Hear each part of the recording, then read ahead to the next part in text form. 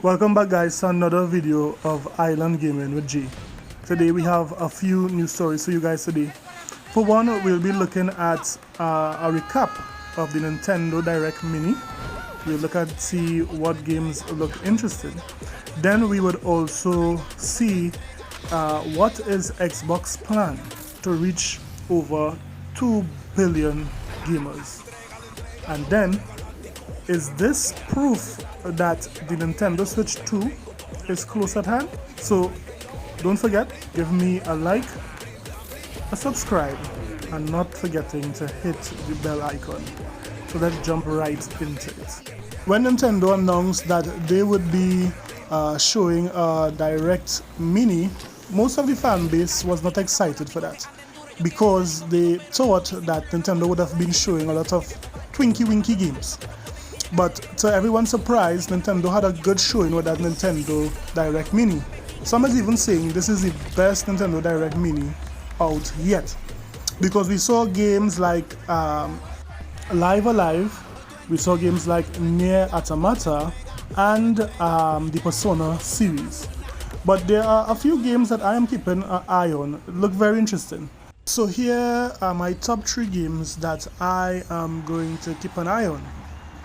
Number 3, Sonic Frontier. Now this game was not on my radar. It looked good. The first trailers I saw on IGN, but this recent gameplay trailer really got me interested in this game. So Sonic Frontier is one of the games that I'm keeping my eye on. Number 2 is Harvestella. Now this game, it looks good. This is a new IP from Square Enix, and it looks like a half chilled and half action game. Being ready to scratch that itch for a Rune Factory game. And the number 1 game that is I'm gonna keep my eye on is, of course, Mario plus Rabbids. This game looks good. It looks like a first party game, and I did play the first one and I did enjoy it. Tactical game. So yes, this is a game that I am looking forward to. So what are your games that you liked in the Nintendo Direct Mini? Let me know in the comment section below. Up next, we know that in 2018 Phil made a statement and said he wants to reach over 2 billion gamers. Most persons thought he was out of his rockers to say that, because even PlayStation, which was the most popular console at the time, only reached 100 million. So how would Phil and his team reach 2 billion gamers? Well, here is part of his plan. He would have partnered up recently with Samsung, the new model Samsung TVs for 2022, to have an Xbox app built in to the TVs so that persons who purchase the TVs could have access to Microsoft games from Game Pass.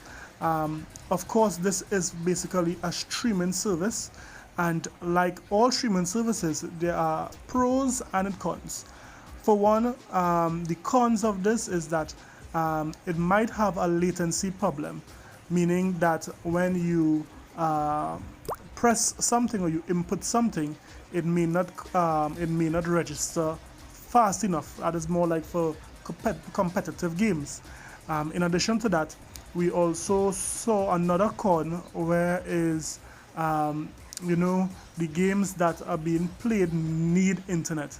So you must need internet to play these games. And there are many other cons when it comes to streaming games. But what have you, the entry to get into the Xbox ecosystem has gotten ever so easier with this partnership. So what do you guys think? You guys think this is a good plan by Microsoft and Phil? Let me know in the comment section below. And finally, let's talk about the Switch 2, the next Switch. For years we have been having rumors of this next Switch by many insiders and so forth. And for the most part, all these rumors were incorrect. They did get the Switch OLED kind of right, but they thought it would have been an upgraded chip. However, we have new evidence that suggests that there might be a new Nintendo Switch console on the horizon. As we could see in this article, we are seeing that Nintendo raw material cost has shot up more than 600%. The last time that happened was when they did or they released Nintendo Switch Lite. The reason for that is because that console could not have switched like the regular Switch. So the cost for that console was higher than even the Switch OLED. But now we are seeing that Nintendo has increased their raw materials yet again to over 600%.